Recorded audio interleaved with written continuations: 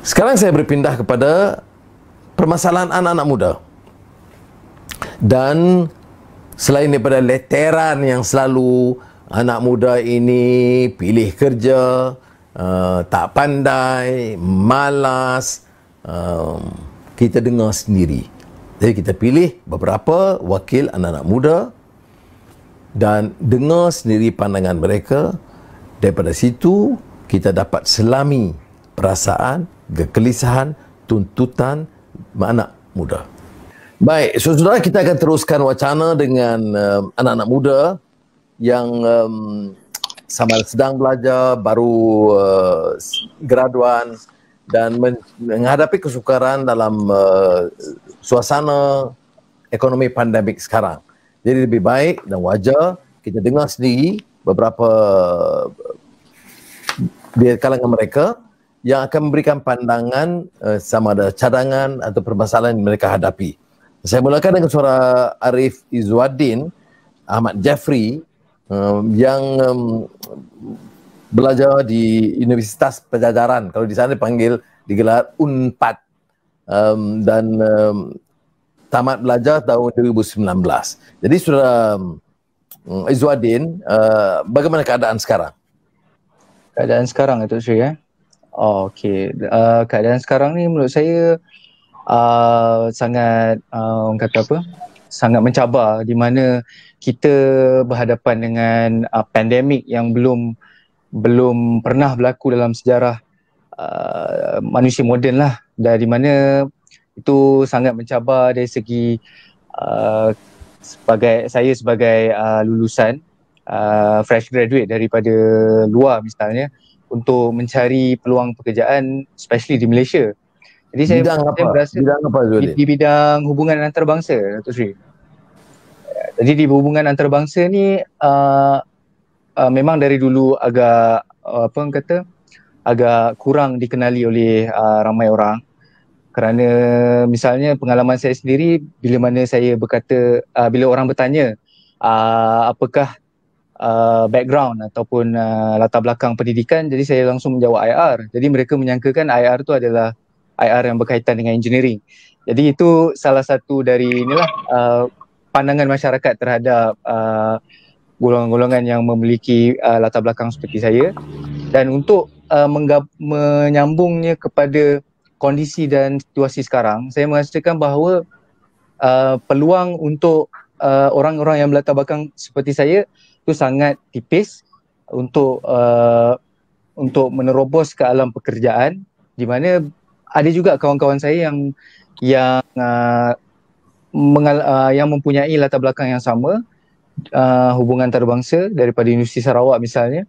Jadi mereka ni tidak dapat berdaya saing ataupun tidak dapat masuk ke dalam industri, dan akhirnya memilih untuk pergi ke bidang-bidang lain, misalnya perniagaan. Seperti saya sendiri, saya secara peribadi saya tak suka membuang masa, Datuk Seri. Jadi sebagai seorang anak muda yang optimis tentang masa depan dan tentang kehidupan di masa hadapan, jadi saya memilih untuk bergiat aktif di dalam dunia perniagaan juga, dunia perniagaan kecil-kecilan, dan juga involve dalam aktiviti-aktiviti sosial kemasyarakatan, kerana saya percaya bahawa anak muda yang memiliki wawasan hidup, yang optimis tentang hidupnya, harus keluar untuk membantu masyarakat, dan dari situ sebenarnya membuka pengalaman ataupun membuka peluang baru untuk kita juga sebenarnya, Datuk Seri. Bidang perniagaan apa yang diceburi? Kecil-kecilan seperti inilah, Datuk Seri. Jual aktiviti menjual produk-produk direct selling macam tu, Datuk Seri. Bagi tahu supaya mana tahu saya boleh beli. InsyaAllah boleh. Karma, Datuk Seri. Tapi maknanya yang ni saya tertarik dengan pandangan Zuhadi, kerana kita harus lebih optimis ya. Tidak harus menunggu. Memang ada masalah, memang ada pandemik, memang ada keterbatasan, kekangan, tetapi harus cari jalan dan ruang sedaya upaya untuk perbaiki. Terima kasih. Saudara Ami Ashrani. Ya, saya, Datuk Seri. Ya, Ami nampak sudah tamat MSU TESOL agak beberapa tahun lalu, sejak 2016 ya. Ya, betul. Keadaan bagaimana sekarang, Ami? Sekarang ni saya sekarang sebenarnya saya baru saja berhenti kerja pada bulan 3 yang lalu. Tapi saya pun sekarang tengah nak cari kerja balik. Cuma masa tu agak tidak kenalah sebab saya berhenti kerja betul-betul beberapa seminggu sebelum PKP tu dijalankan. Dan seperti apa yang sahabat saya cakap tadi lah, Izzuddin Arif cakap. Jadi masa sekarang ni masa yang susah untuk cari kerja. Dan apa yang saya boleh gambarkan sekarang ni, salah satu saya sebagai anak muda, kami pun ada hasrat juga. Bila orang bercakap kita untuk cari kerja, kami nak cari kerja yang sebenar. Maksudnya yang bersesuaian dengan kami dan kena dengan kelayakan kami. Sebab contohnya saya dulu ambil TESOL, maksudnya Teaching English as Second Language, dan jurusan saya khususnya dalam pendidikan. Tetapi kerja untuk dalam industri saya ni, pendidikan ni, apa yang berlaku? Contohnya kalau kami ni tidak boleh ditawarkan kerja di sekolah kerajaan, kami mengharap di sekolah swasta.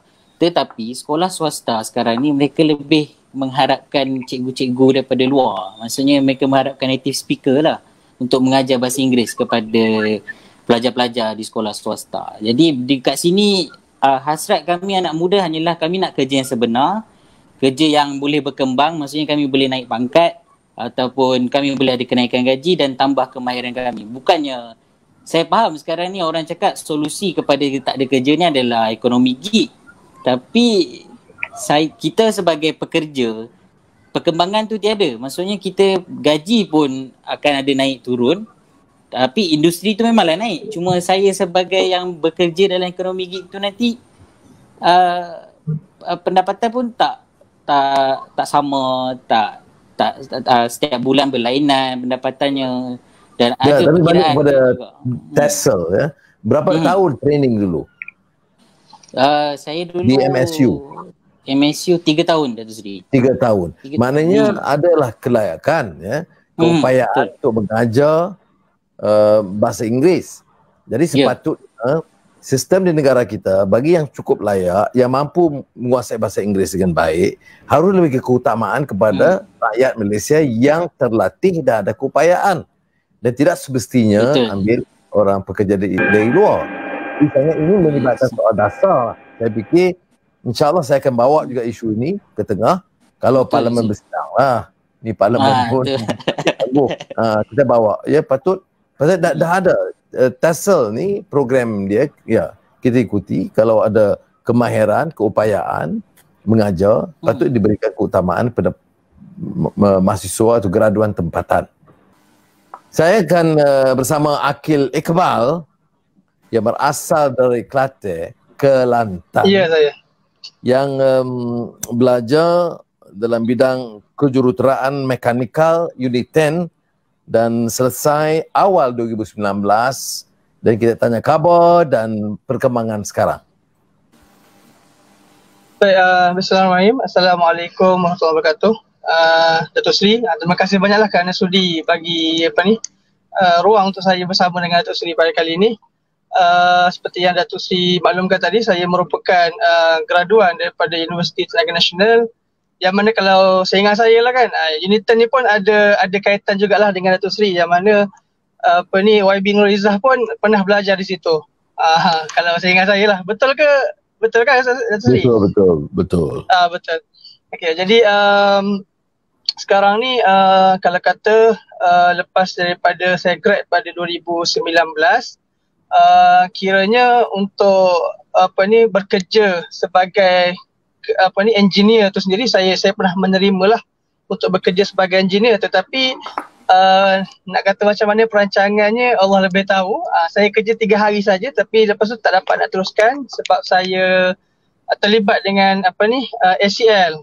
Saya punya ligamen terkoyak waktu main futsal. So jadi lepas tu kira saya teruskan buat fizio dan sebagainya, dan sekarang ni berada di Kelantan lah. Dan Alhamdulillah, bagi saya sendiri pun saya rasa saya tak pernah menganggur lagi. Walaupun mungkin ada masa-masa kosong sebab waktu dekat IPT dulu, universiti dulu saya aktif dengan Persatuan Kebangsaan Pelajar Islam Malaysia dan juga ABIM. Jadinya lepas daripada grad tu banyak saya terlibat dengan program-program mereka dan macam saya saya maklumkan sebentar tadi kepada Dr. Sri, sekarang ni saya sebagai kerani di Sekretariat ABIM Negeri Kelantan dan pada masa sama juga sebagai seorang guru kafar lah, di samping buat bisnes sedikit begitu. Guru kafar mana masih, tapi kan saudara punyai akil ada asas lah ya, boleh mengajar. Ya betul. Kalau berkaitan dengan guru kafar tu, ialah kalau kita tengok dengan keadaan sekarang ni, dengan keadaan negara kita dilanda COVID, seperti mana kita tahu kafar pun kembali ni tak berjalan, disebabkan perintah kawalan ni.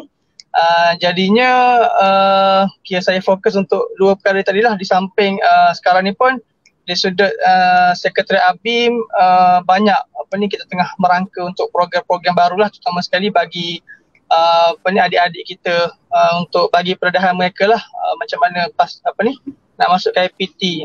Ni juga melalui PKPM jugalah yang kita sedang usahakan untuk bagi peredahan kepada mereka, bagaimana suasana universiti itu sendiri, supaya mereka dapat gambar awal lah. Begitu untuk setakat ni. Baik Mirza, sekarang ni saya berpindah ke Saudari Mirza binti Mahmud, asal Tanjung Karang, waras, Kabare, baik, dan lulusan Fakulti Undang-Undang Universiti Islam Antarabangsa. Jadi Mirza, keadaan sekarang bagaimana? Assalamualaikum warahmatullahi wabarakatuh. Terima kasih kepada Datuk Sri bagi saya peluang pada hari ini untuk berkongsi pendapat dan pengalaman saya sebagai fresh grad daripada IPTA, yang mana bagi saya sekarang ni untuk selepas kesan daripada pandemik COVID ni sangat bagi kesan kepada graduan-graduan yang baru yang baru habis belajar. Okey, macam saya graduan daripada IIUM dalam jurusan undang-undang. Saya telah bergraduasi pada tahun 2019 awal tahun. Kemudian selalunya bagi pelajar undang-undang kami akan teruskan dengan latihan dalam kamar, yang mana kami akan bekerja di sebuah legal firm, firma guaman, sebelum boleh didaftarai sebagai peguam bela atau peguam syara. Okey, jadi selepas saya habis graduate daripada UIA, saya terus sambung pupillage saya di firma guaman. Kemudian selepas habis awal tahun 2020 ni saya habis sebagai pelatih dalam kamar, dan sekarang ni saya masih lagi dalam proses untuk mencari kerja sebab selepas terjadinya COVID-19 ni banyak kesan terhadap saya sendiri, yang mana untuk mencari pekerjaan tu bukan sesuatu yang senang atau mudah. Sebab kalau sebagai contoh lah, saya bagi contoh, kalau saya cuba cari pekerjaan di mana-mana tempat, vakansinya cuma ada satu, tapi applicant yang memohon pekerjaan tersebut ramai. Jadi saya sendiri terpaksa compete dengan orang-orang lain untuk dapatkan satu jawatan tu. Jadi agak susah. Kemudian nak tak nak pilihan lain adalah dengan buat kerja-kerja sambilan lah, seperti contoh hantar-hantar barang ataupun buat kuih dekat rumah, macam itulah. Itu. Terima kasih Mirza. Memang selalulah setiap orang ni duk cakap anak-anak muda sekarang pilih kerja, malas. Padahal kalau kita dengar tadi ya, kawan-kawan semuanya ada yang buat kuih, ada yang kerja-kerja kecil-kecilan, ada yang mengajar, ada yang belajar kafar. Jadi kenyataan itu dengan kadang-kadang leteran pimpinan ini berbeza besar ya. Jadi kita dengar sendiri, sebab tu saya pilih untuk dengar sendiri daripada anak-anak kita